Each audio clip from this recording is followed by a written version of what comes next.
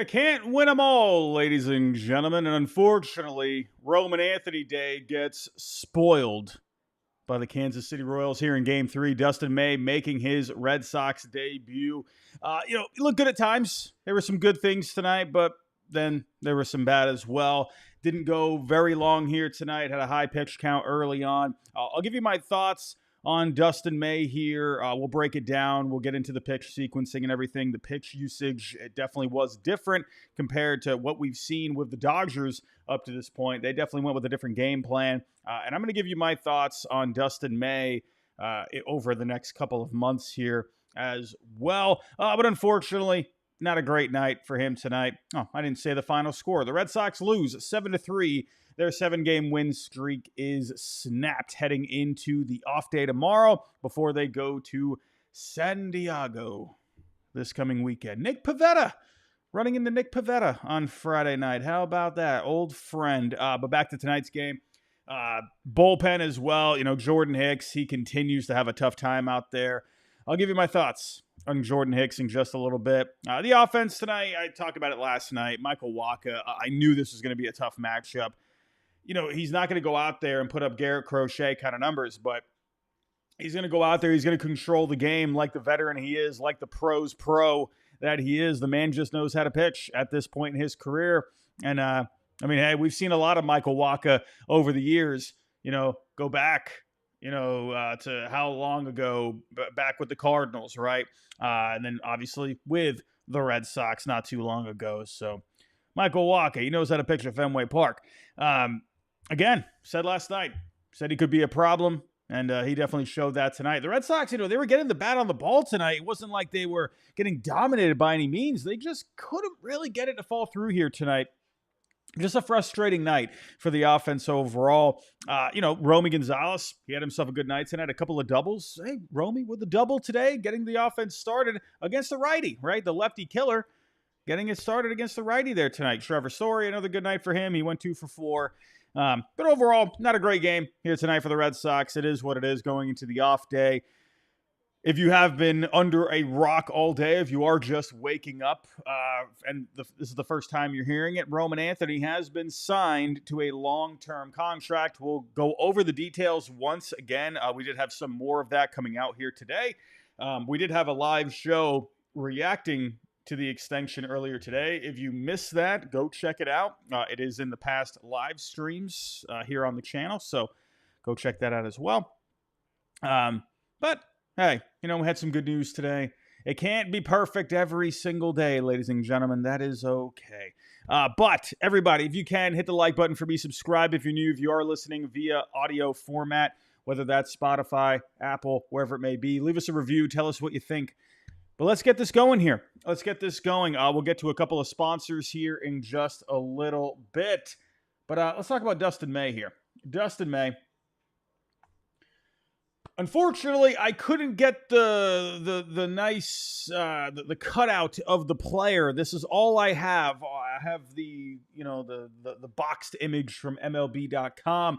He there is the cutout image of him, but he's still wearing his Dodgers stuff. So I was like, I can't really use that. So I went with this instead. If you are with us live, you can see what I'm talking about. But Dustin May, again, not really amazing here tonight. Some good things.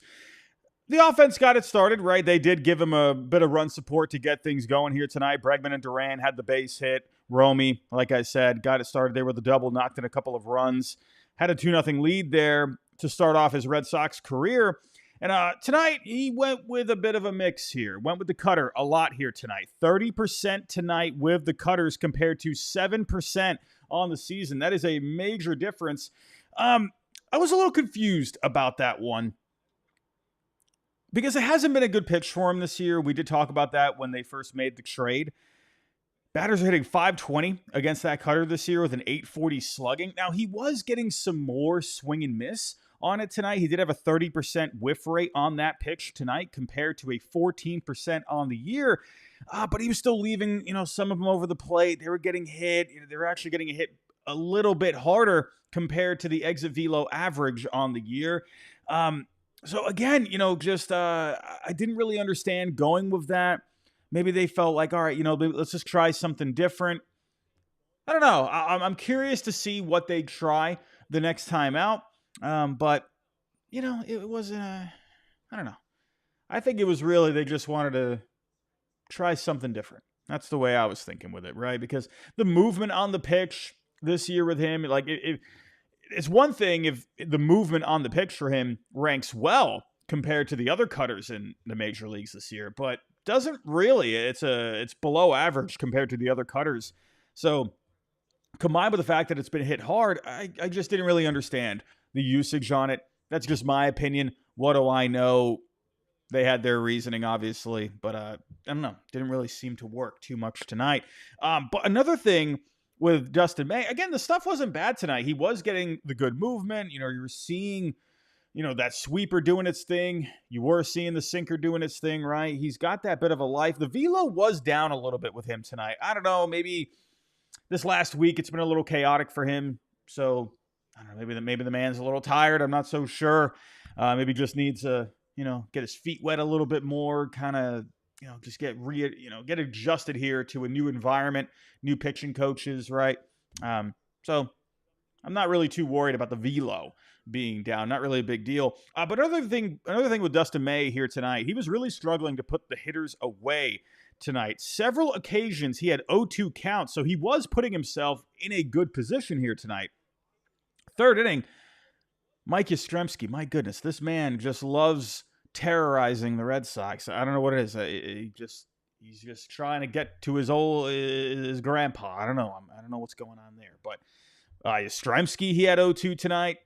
He threw a sinker for a ball, but then he left a sweeper just a little too over the plate. Hit a double on that. Fourth inning, he had 3 0-2 counts in this inning. He had India 0-2. Left a sweeper right over the plate. Same thing to Rave, 0-2 count, sweeper over the plate. And then Isbell got 0-2. He had several chances to put him away. Four-seamer up and away, trying to get him to bite. He wasn't going. A cutter, just not a good pitch at all. In this sequence, it was right in the dirt.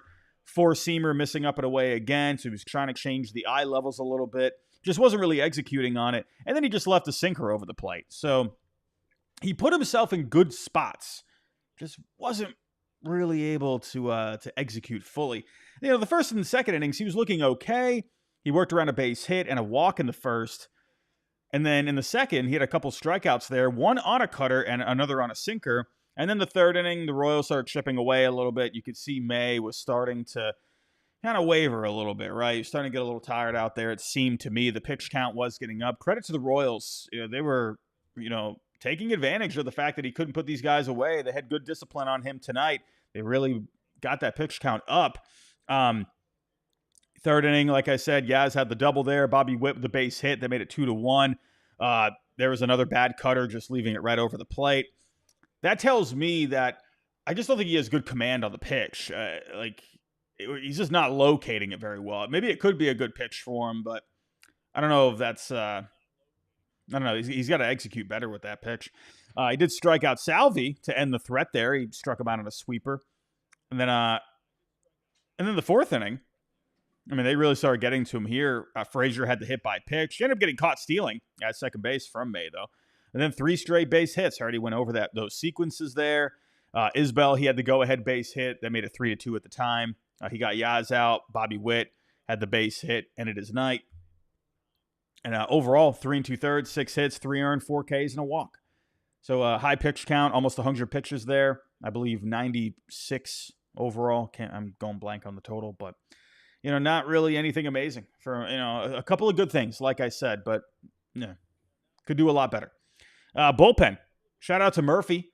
Another solid multi-inning outing for Mr. Murphy. 2 1/3, 3 Ks. And shout out to Jarren Duran. Had a great catch in the 5th inning. Deep center, making a great catch. Anytime Jarren Duran's out in center field, I feel like he's always making pretty solid plays out there. I feel like we're seeing more mishaps out in left field with him this year, if there's ever one. But center field, I feel like he's just been very good out there. Unless I'm going completely blank on one.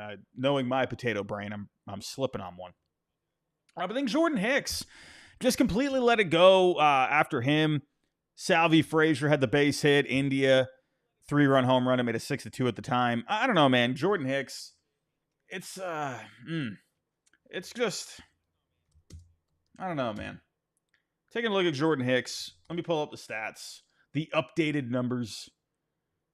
Well, now you know that FIP, right? Well, that FIP is going to go up a little bit now that he's giving up the home run. So you can't be doing that. But overall now with the Red Sox, taking a look at his updated ERA, again, he had a pretty good outing last night. Taking a look here. Overall so far, 12 games with the Red Sox, a 6.10 ERA. The FIP has, I can pull up the FIP. That will be the number coming into tonight. But again, it's a small sample. The FIP coming into tonight was a 4.18. Funny enough, his ERA was actually lower with the Red Sox coming into tonight at a 3.86. And the FIP was a little higher at a 4.18. So, yeah, that ERA now, that's up to over a 6. And that FIP is probably going to get closer, probably to around over a 5. So, he's walking a lot of guys. 5.7 walks per 9 with the Red Sox coming in. The strikeouts are down. So, I don't know. I'd have to dig more into this a little bit. I'd have to look at the pitch sequencing that he's been using, the pitch usage. I'd have to compare it to what he was doing with the Giants. But whatever's happening here with Jordan Hicks, it's just not looking like a good fit right now. I don't know if they got to go back to the lab and try and get this squared away, or is this just not going to be a good fit? I don't know. But you do have to wonder here about his role in the bullpen, especially when you got, I'm not saying, a rookie like David Sandlin, who would be a rookie if he gets called up. I'm not saying he's going to come in and take the place of Jordan Hicks and just do better, but you just wonder if maybe you'd rather take a chance on a guy, depending on how Sandlin does here. They are moving him into a relief role. We'll see how that goes, but you do wonder if that does go well, is that something they can turn to where the rosters are going to expand in September from 26 to 28? So if Sandlin's pitching well in relief with the Woo Sox, could you call him up and maybe give him a shot, down the stretch in the place of Jordan Hicks? Maybe. Because right now it's not really working all that much. Isaiah Campbell, remember, he got called up after Jorge Alcala got DFA'd. He went a couple innings, gave up an RBI base hit to Pasquantino. And that was pretty much it for the pitching tonight. I'll get to the offense in just a little bit. We do have a word from our sponsor. I'll be right back. Kratz, there are a lot of people out there that pay rent and they don't get anything for it. Might as well change that. You can get some rewards for flights, hotels, tons of stuff. With Built, you can earn flexible points that can be redeemed towards airlines, hotels, a future rent payment, your next Lyft ride, and much more. It doesn't stop there. Built is about making your entire neighborhood more rewarding. You can dine out at your favorite local restaurants and enjoy experiences just for Built members every month. They're turning a monthly expense into an opportunity to earn rewards and discover the best that your neighborhood has to offer. Your rent is finally working for you. Earn points on rent and around your neighborhood, wherever you call home, by going to joinbuilt.com/foul. That's joinbilt.com/FOUL. Make sure to use our URL so they know we sent you. joinbuilt.com/foul. Go for it.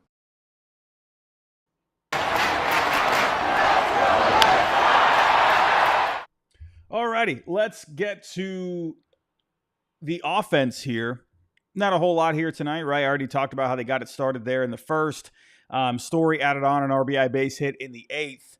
That made it 7-3. But in the end, like I said, they just had a tough time against Waka. It's not like they were getting dominated by any means, but they just couldn't really get hits to fall through. They had some opportunities along the way. Overall, 2 for 7 with runners in scoring position here tonight.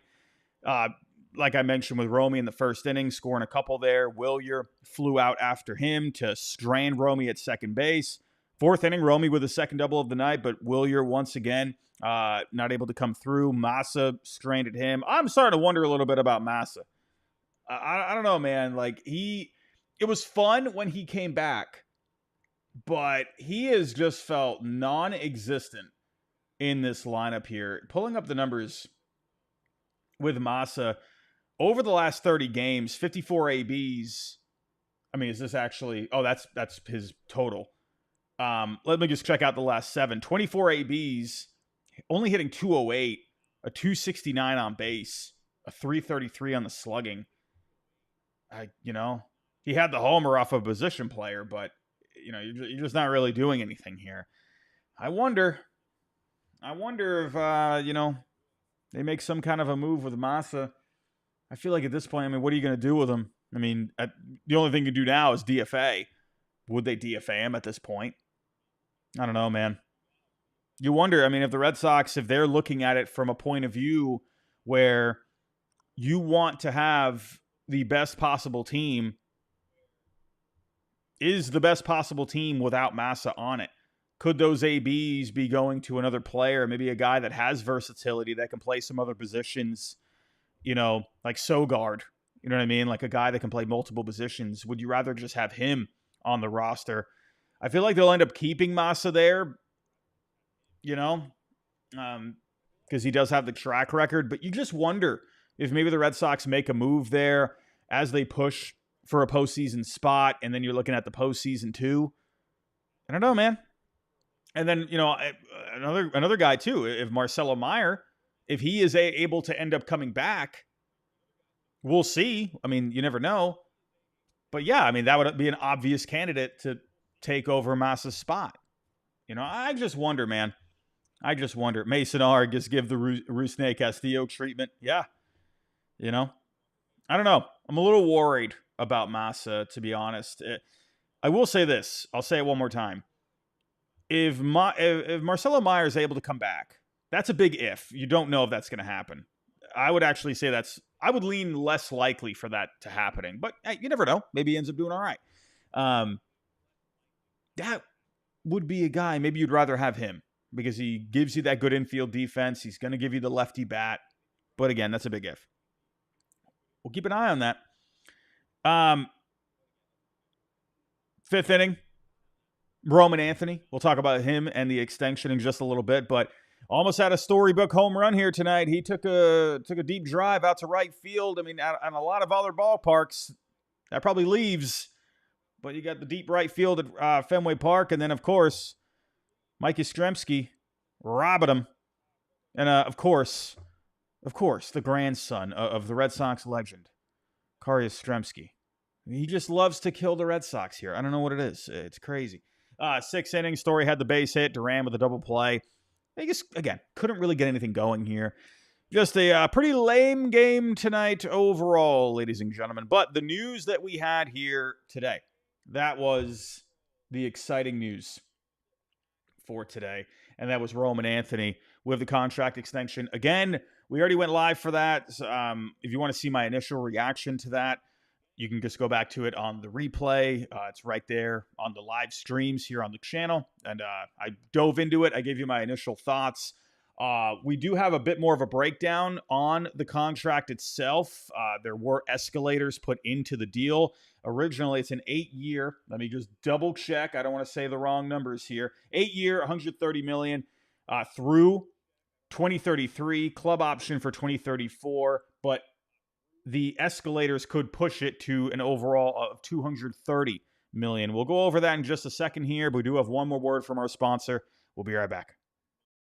It's summertime, it's bathing suit time, and it's time to get a better bathing suit liner. It's 2025, Kratz. I would like to feel more comfortable, and I would like to thank Fair Harbor for doing that. It's super easy. Get the Fair Harbor Breeze Knit liner in your shorts. You can go play football on the beach. You can play paddleball, and you don't got to worry about that crappy liner that other bathing suits have. It is so comfortable. You got to check it out. I'm telling you, it's like butter, baby. You got to check out the Fair Harbor, not only bathing suits, but they carry a full line of casual clothing, shorts, shirts, hoodies. Go to the website, fairharborclothing.com/foul. and use code FOUL for 20% off your first purchase. That's fair, HARBOR clothing.com/foul for 20% off your first purchase. And make sure that you use the FT promo code so that they know we sent you and you get the discount, FOUL.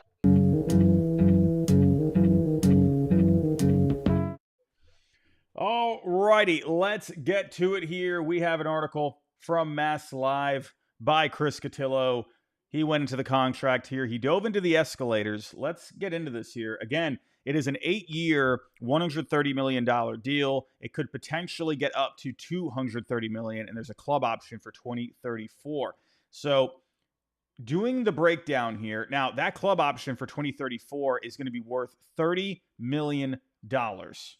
It's a nice chunk of change. And yeah, people out there, oh, why did he take the deal? Why did Roman Anthony do this? Did he not see what happened with Ronald Acuna Jr.?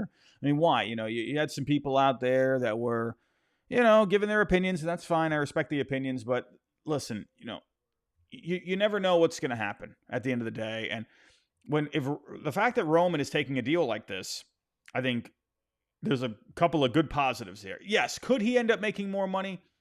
Sure, absolutely. I mean, if he waited another couple years, then yeah, he could probably get himself a decent chunk of change, right? If he ends up playing well. But the fact that he does it now, it gets rid of the distraction, right? Because you're going to keep hearing this. Oh, when's the extension? Let's get him signed long term. Roman, after the game, hey Roman, what do you think about a contract extension? What are you thinking there? Have the Red Sox approached you? You're going to keep hearing about it. Because that's what happens with these young players these days. You saw it with Jackson Merrill last year with the Padres. That's going great. I was thinking the same thing. I was thinking that right around that kind of a contract was so, that long-term deal for a guy, who was looking great early on in his career. That's what you do. And with Roman, it gets rid of the distraction, and it just lets him focus on his game. He doesn't have to focus anything on the financial side of things. You never know what's going to happen with injuries, right? So you're giving yourself that security. And the fact that he's 21 years old. He's 21. So the fact that he potentially is going to be a free agent at 30 years old, in the middle of his prime, and if he's playing great, if he ends up being one of the best players in the game for the next 8 to 9 years, let's say the club option gets exercised, well, then he's going to set himself up for a very nice free agency. He's going to get paid then. That's just how this works, right? I think it's a good thing. Like, to me, if I'm in that spot, I would rather have that long-term security. I would like to have that distraction just be gone and just focus on the game. And I think that says a lot about Roman, the fact that he doesn't want to have that distraction. He just wants to be the best player that he can be for the Boston Red Sox. There's high expectations here. And the fact that you have some escalators that could even boost what you end up getting paid, I think it's a win-win. I think it ends up being a good thing. Now, diving in here, Chris Cotillo, he did talk about the escalators, right? He says here, the escalators pertain to 2031, 2032, and the 2033 salaries, as well as the 2034 option. If Anthony wins Rookie of the Year this season or finishes second, he'd have his salaries in the 3 guaranteed years escalated by $1 million and the option by $2 million. He'd have those 4 years escalated by $2 million for each American League MVP win, and by lesser amounts on a sliding scale based on finish. So $1 million for each second place finish or third, $750K for each fourth or fifth place finish, and $500,000 for each year he finishes between 6th and 10th. Anthony would also have his salaries from 2031 to 2034 grow by $200,000 for each All-Star appearance. So the better he finishes in MVP voting from here on out, how many times he gets to the All-Star game, that is going to raise those salaries. Now, he goes on to say here, now also, this is going to be starting next year in 2026. So keep that in mind. He's going to be getting a signing bonus of $5 million. Now, Cotillo goes on to say here, the previously reported $230 million maximum would only kick into gear if Anthony were to win the MVP every year, finish in the top 2 in this year's Rookie of the Year voting, and be an All-Star in each season. So it's going to be very difficult to get to the $230 million. I don't know if he's going to be able to win the MVP every single year. But still, right, that's the highest you could get to. He's probably thinking to himself, okay, I'm probably not going to win the MVP every single year, but I'll do my best, right? So in the end, I do believe he's going to get himself a good amount of change on top of what he's going to be making already. He goes on to say here, a top 2 rookie of the year finish this year would earn him an additional $3 million guarantee, and then it would add on $2 million to that club option at the end. So I know this is a little complicated. There's a lot of numbers being thrown around.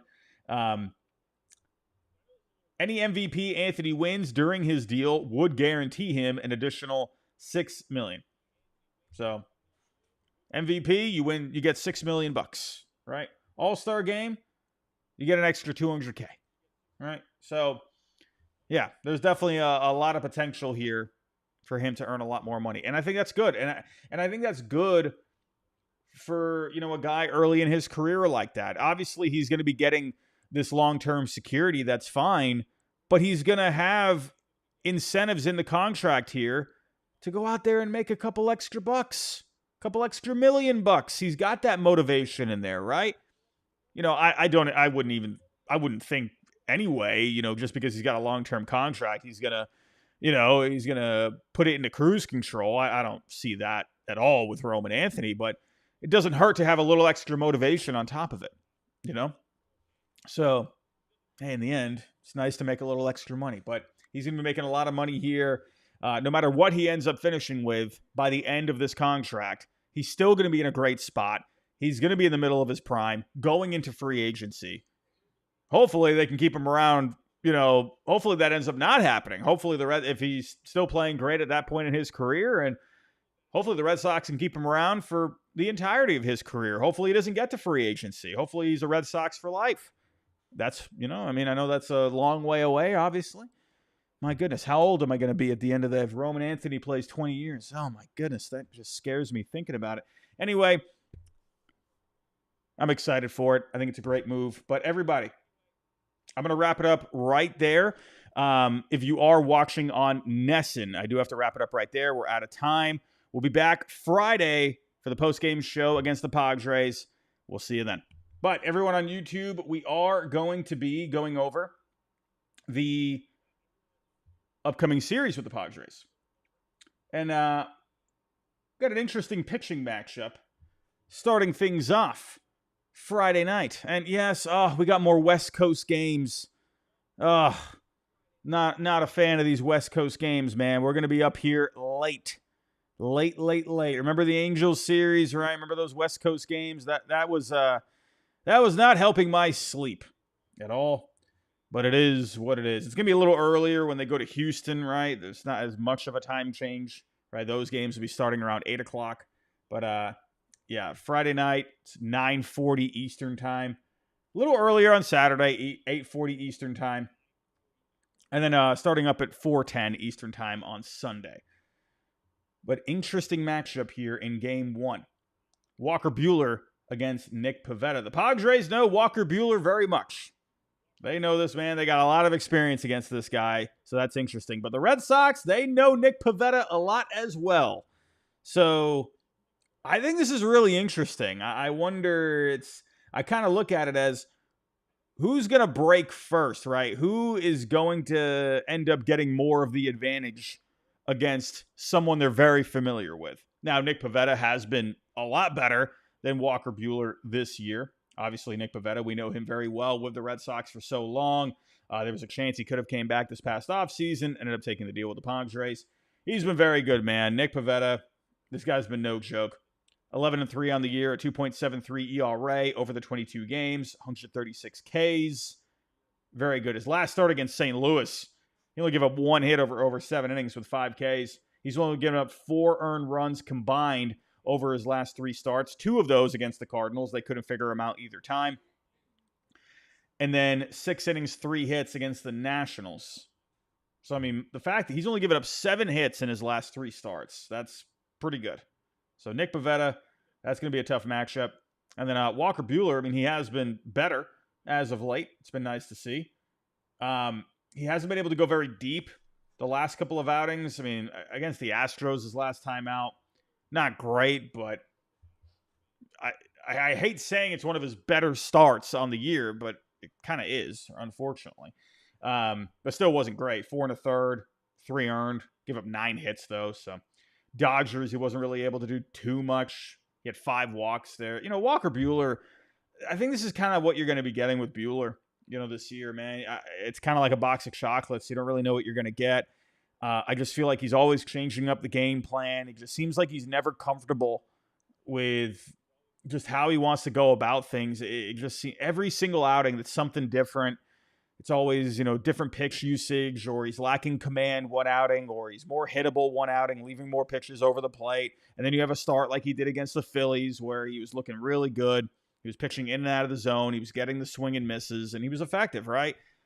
Walker Buehler, he's like a box of chocolates right now. Who knows what you're going to get? And then taking a look here at, man, so many guys have had ABs against him.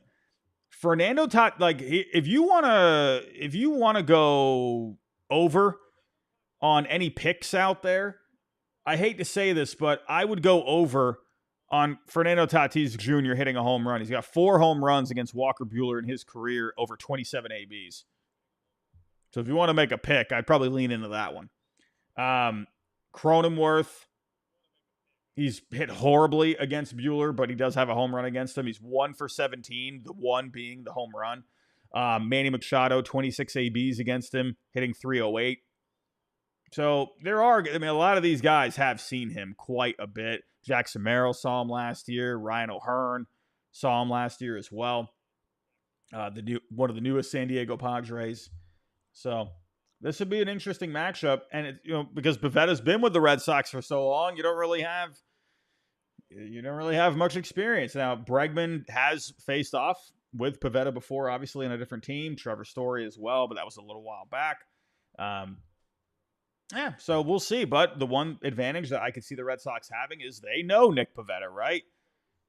Andrew Bailey obviously just worked with him last year, so they're going to know his tendencies. Pivetta is going to have to keep things in check if he wants to have,